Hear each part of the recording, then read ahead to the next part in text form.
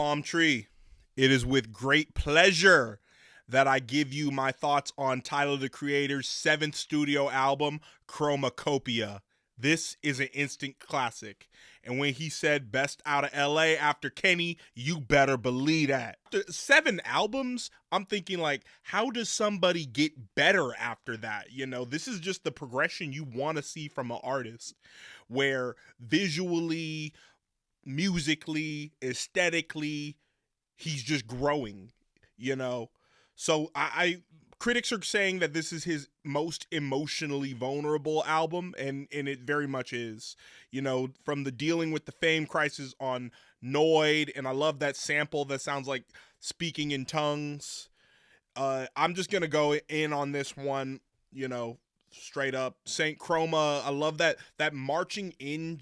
A lot of the instrumentation on the whole project kind of reminds me of like a black college band, like something you would hear off a drum line. From the marching to the chants to the horns, it's beautiful. Darling I is one of my favorite tracks. I like that clicking noise he's using. It kind of sounds like Drop It Like It's Hot, you know, because Pharrell inspired. When he's singing Monogamy, that's not for me.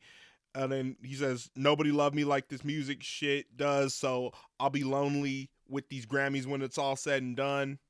Oof, I felt that. A lot of this album really resonates with me personally because us being the same age, well, he's a year older, but like us being the same age, it's that we're at a chapter internally where traditionally this is where men would settle down and find their families. But due to the fact that we're living in this weird world, and for him, you know, is like he got the bankroll, the fame, and it's just like throughout this album, it almost sounds like, did he have a pregnancy scare? Or like, why is he like fighting the idea of fatherhood? And then it's because he's estranged from his father, who's now deceased. You know, so there's just a lot of mental tussle here going on. And I love the fact that it's narrated by his mother. Hey Jane was so forthcoming. I Killed You. Them African drums was knocking, but if I had to change one thing, not just about this song, but about this whole project overall, is that I wish Childish Gambino got his own rap verse on here and not just doing harmonies. I've been wanting these two to collaborate for like over a decade, and I think that's probably still on the way at this point. Judge Judy is possibly one of my favorite tracks off here. The sexual exchange and the great storytelling. I think it was just like, you know, not to judge a woman, because this whole conversation about body count and stuff, I think Tyler rapped about this on Dogtooth from Call Me If You Get Lost, the estate sale. So he repeated that line, she can ride my face, I don't want nothing in return. I thought that was a good, like, it could bring it back. Sticky, that was the posse cut. Never expected him to get Glorilla and Sexyy Red on the track, but I think, you know, him picking 3 Southern rappers, then he had Wheezy on there. I think it's time for Tyler and Lil Wayne to do a project together. They have numerous collaborations, so it's only right. Take Your Mask Off was friggin' beautiful. Like, that is just like, stop fronting. Don't pretend you're something like you're not. Great storytelling again. The way he depicts these 3 characters in the verses was excellent. Love his flow on there. Tomorrow just makes me feel so high. He's talking about his mom wanting a grandkid and friends starting to have kids. And again, this is something I go through. I'm in this same chapter. So this album hits on so many levels for me. Thought I Was Dead featuring ScHoolboy Q.